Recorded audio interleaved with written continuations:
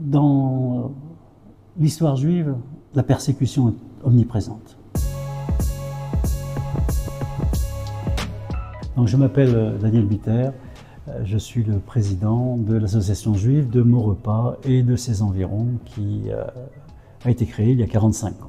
Nous avons rencontré des amis pendant la période de canicule des années 1975-76 et une amie nous a convaincus de venir nous installer au Ménil-Saint-Denis et c'est ce que nous avons fait en 1977.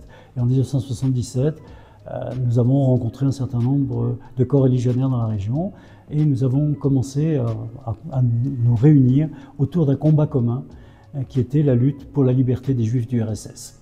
Je dirais que les premières années de notre communauté étaient des années de consolidation, puisque nous n'avions évidemment aucun lieu, nous étions nomades, nous étions les Juifs errants de la région, passés de local en local, un jour à Elancourt, un jour à Maurepas, puisque nous étions une communauté de 50 heures Yvelines, et donc nous avons pérégriné de lieu en lieu.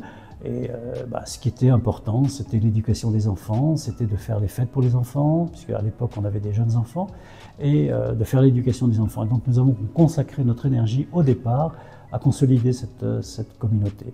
Et puis nous avons eu notre lieu, et à ce moment-là, nous avons pu commencer à faire des commémorations. C'est à partir donc il y a une trentaine d'années, un peu plus, que nous avons commencé ce travail sur la mémoire. Et nous insistons sur l'aspect historique des choses. La mémoire est importante, mais on essaie d'être rigoureux dans l'approche. L'exposition d'aujourd'hui en est un exemple. Si je suis assis sur un banc d'école aujourd'hui, c'est que nous avons voulu reconstituer ici la classe de la Maison d'Isieux. Maison d'Isieux où vivaient le 6 avril 1944, il y avait 44 enfants qui étaient réunis. Alors ils n'étaient pas réunis dans la salle de classe, ils étaient réunis pour le petit déjeuner dans le réfectoire, mais la salle de classe est le symbole des enfants. Et nous avons souhaité vraiment que les enfants soient rappelés par ce qui est le plus profond dénominateur commun, qui est l'éducation des enfants. Alors c'est extrêmement difficile pour la communauté juive, la période que nous vivons, elle est partagée entre la mémoire et le présent. La communauté juive d'aujourd'hui, elle est traumatisée, et je le dis sans embâche, par les événements du Proche-Orient. Il y a pratiquement 80% des membres de la communauté juive de Maurepas qui ont des amis, ou 90%, des amis ou des parents qui sont en Israël. Et donc cette présence familiale, amicale, dans un territoire qui est en guerre depuis plus d'1 an, qui a subi des massacres qu'on n'avait jamais vus depuis la dernière guerre mondiale, c'est la préoccupation majeure de mes coreligionnaires aujourd'hui.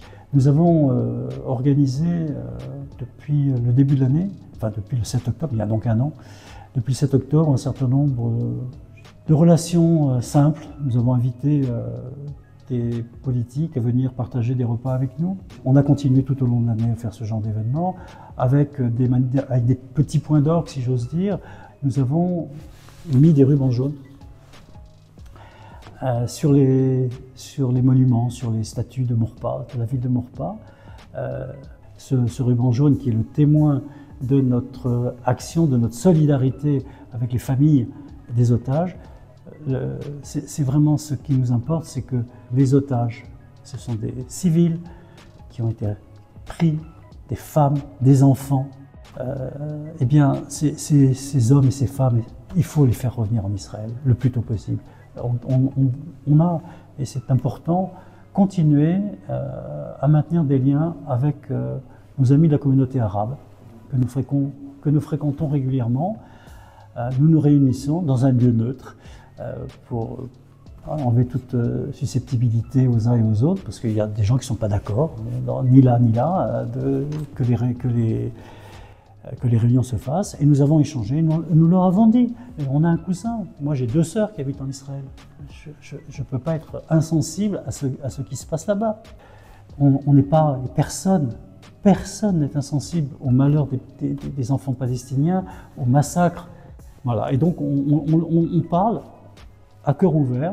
Ma sœur m'a appelé cette nuit de Haïfa en disant « Nous avons une alerte, nous nous sommes réfugiés dans la pièce sécurisée, parce que dans chaque appartement, il y a une pièce obligatoire qui est sécurisée. Nous étions dans la pièce sécurisée, tout va bien, l'alerte est passée. » Bon, il faut, au XXIe siècle, en France, on ne s'imagine pas ce que ça peut être de se terrer pour éviter les bombes. Je dirais que les événements ne nous prennent pas de court parce que, je veux dire, la majorité de la communauté juive de Maurepas vient d'Afrique du Nord ou d'Égypte. Ils ont été chassés. Donc la persécution, elle est là. Donc on n'est pas pris au dépourvu par... Bon, ce qui nous trouble beaucoup, c'est